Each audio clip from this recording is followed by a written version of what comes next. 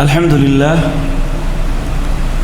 لله رب العالمين والصلاة والسلام على أشرف الأنبياء والمرسلين نبينا وحبيبنا وإمامنا وقدوتنا محمد صلوات الله عليه وسلامه وعلى آله وصحبه وسلم تسليما كثيرا إلى يوم الدين أما بعد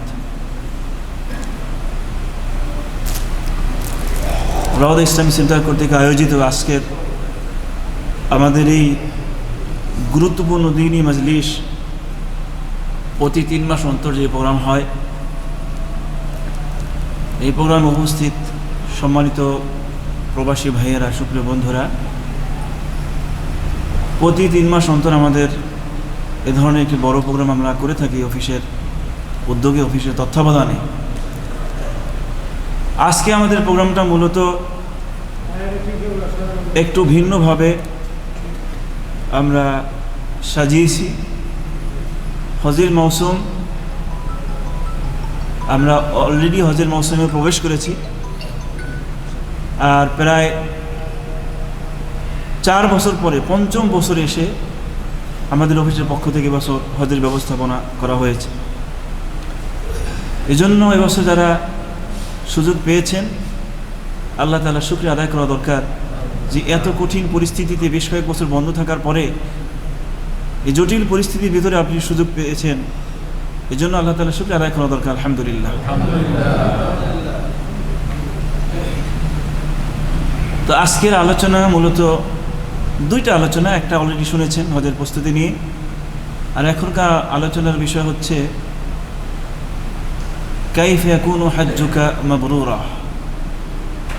আপনার হজটা কিভাবে হজে মাবরুর হতে পারে? কারণ হাজ্জুন মাবরুর আপনি যদি করতে পারেন, যে হজের বিনিময় হচ্ছে জান্নাত। আল হাজ্জুল মাবরুর লাইসা লাহু জাযা ইল্লাল জান্নাহ। একটি মাবরুর হজ, একটি গ্রহণযোগ্য হজ, যার প্রতিদান জান্নাত ব্যতীত আর কিছুই নয়। সুবহানাল্লাহ। আপনার হজ যদি মাবরুর হয় তাহলে নিশ্চিত আপনি জান্নাত। একজন ইমানদার ব্যক্তির জীবনে সবচেয়ে বড় চাওয়া, সবচেয়ে বড় পাওনা, সবচেয়ে বড় পাওয়া, সবচেয়ে বড় স্বপ্ন, সবচেয়ে বড় টার্গেট থাকে একজন ইমানদার ব্যক্তির জীবনে জান্নাতের অধিবাসী হওয়া। আর সেই জান্নাতের সুসংবাদ দেওয়া হয়েছে যারা হজে মাবরুর আদায় করতে পেরেছে, তাদের জন্য জান্নাতের সুসংবাদ দেওয়া হয়েছে। তাহলে আমরা জানার চেষ্টা করব কিভাবে আপনার হজে মাবরুর হতে পারে, যে হজের বিনিময়ে জান্নাত লাভ করা সম্ভব। এমন একটি হজ আমরা আদায় করতে চাই যেই হজকে হজে মাবরুর বলা হয় এবং যে হজের বিনিময়ে জান্নাত দান করা হবে। আল্লাহ তাআলা আমাদের প্রত্যেককে হজে মাবরুর আদায় করার তৌফিক দান করুন। অতীতে যারা হজ আদায় করেছি তাদের হজগুলোকে আল্লাহ তাআলা হজে মাবরুর হিসেবে কবুল করুন। এবছর যারা হজ আদায় করবেন তাদের হজগুলোকে হজে মাবরুর হিসাবে কবুল করুন। আর যারা ভবিষ্যতে হজ করবেন, এখনো হজ করেননি, তাদেরকে আল্লাহ তাআলা ভবিষ্যতে হজে মাবরুর আদায় করার তৌফিক দান করুন। প্রিয় ভাইয়েরা, সুপ্রিয় বন্ধুরা, হজে মাবরুর কিভাবে করা সম্ভব,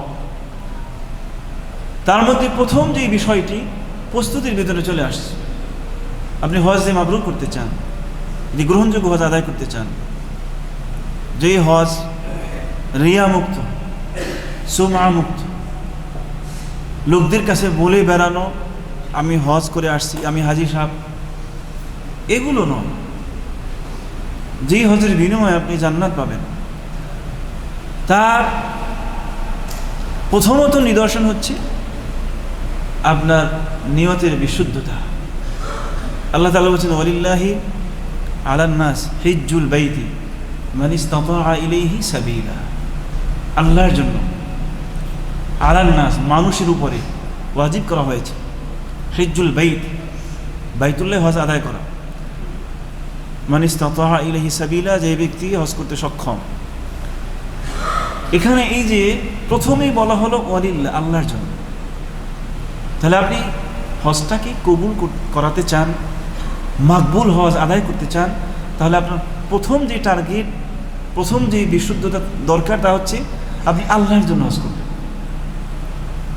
আপনার হজটা হবে আল্লাহর জন্য।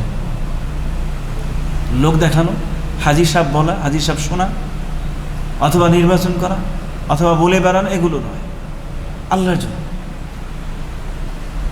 এটা হচ্ছে আপনার প্রথম দরকার, আপনার নিয়তের বিশুদ্ধতা, মানে আপনি আল্লাহর জন্য হজ করবেন।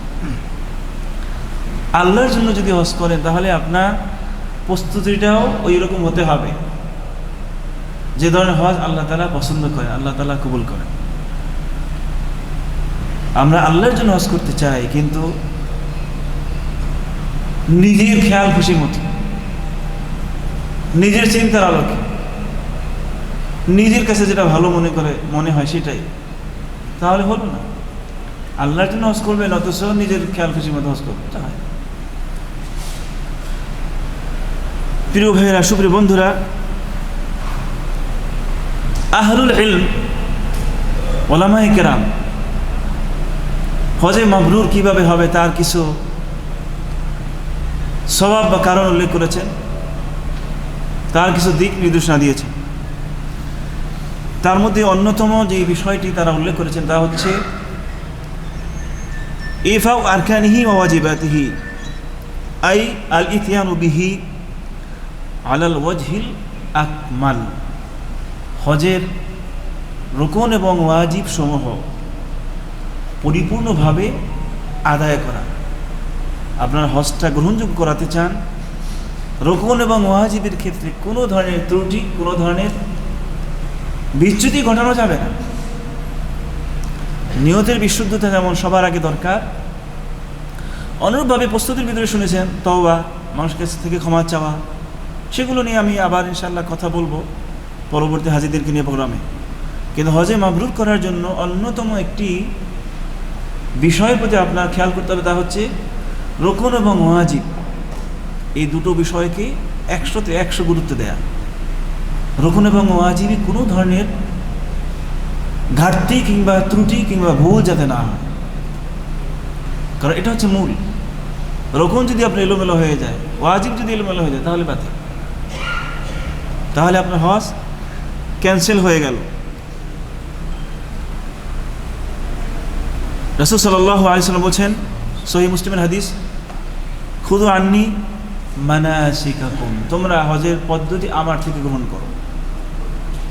এবং লা আদরি লাআল্লি লা আহুজ্জু বাদা হাজ্জাতি হাদিহি, অর্থাৎ আমার জানা নাই যে আমি এরপরে আর কোনোদিন হজ করতে পারবো কিনা, অতএব আমার কাছ থেকে তোমরা হজের পদ্ধতি গ্রহণ করো।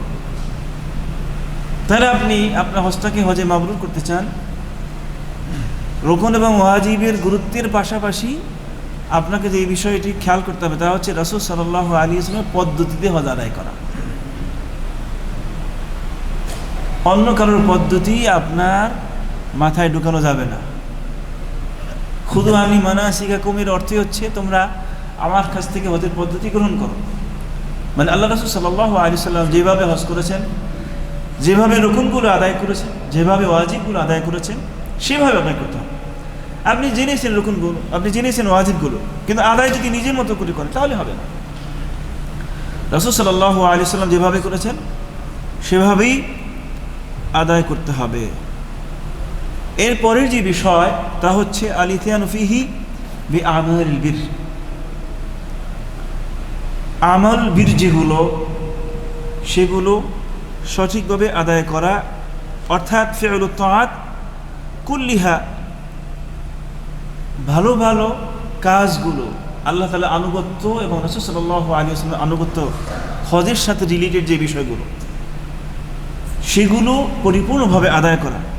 এবং বীর এর ব্যাখ্যা আমরা কোরআন কারীম থেকে সরাসরি নিতে পারি। আল্লাহ তাআলা বলেন, ওয়ালাকিন্নাল বির মান আমানা বিল্লাহি ওয়াল ইয়াউমিল আখিরি ওয়াল মালায়েকাতি ওয়াল কিতাবি ওয়ান নাবিয়্যিন ওয়া আতাল মালা আলা হুব্বিহি যাওয়িল কুরবা ওয়াল ইয়াতামা ওয়াল মাসাকিন ওয়া বিনিস সাবিল والسائلين وفي الرقاب وأقام الصلاة وآتى الزكاة والموفون بعهدهم إذا عاهدوا والصابرين في البأساء والضراء وحين البأس উলাইকাল্লাযিনা সাদাকু ওয়া উলাইকা হুমুল মুত্তাকুন, সূরা বাকারার 177 নম্বর আয়াত।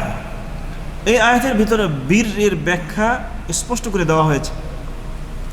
ইমাম ইবনে রজব রহিমাহুল্লাহ তিনি তার লাতাইফুল মাআরিফ কিতাবের ভিতরে আনওয়াউল বীর মানে বীরের প্রকারভেদগুলো উল্লেখ করেছেন। তিনি বলেছেন সিত্তা মান ইস্তাকমালাহা ফাকাদ ইস্তাকমালাল বীর। ওই যে হজে মাবরুর, ওই মাবরুর কিন্তু বীর থেকে আসা। তো ইবনে রজব রাহিমাহুল্লাহ লাতাইফুল মাআরিফ কিতাবের ভিতরে বলছেন, লাতাইফুল মাআরিফ কিতাবের ভিতরে 6টি বিষয়ের সাথে বীর জড়িত, যার সাথে হজে মাবরুর জড়িত। তার মধ্যে প্রথম হচ্ছে আল ইমানু বিউসুলিল ইমানিল খামস, আল ইমান বিউসুলিল ইমান আসিত্তা, অর্থাৎ উসুলের যে ইমানের যে রোকনগুলো, 6টা রোকন জানেন সবাই, ওগুলো ব্যাখ্যা করার সময় এই মুহূর্তে নেই। তার প্রতি পরিপূর্ণ ইমান রাখা, বিশ্বাস রাখা। 2 নম্বর হচ্ছে সানিহা ইতাউল মাল আল মাহবুব লিযাউল কুরবা ওয়াল ইয়াতামা ওয়াল মাসাকিন ওয়া ইবনিস সাবিল।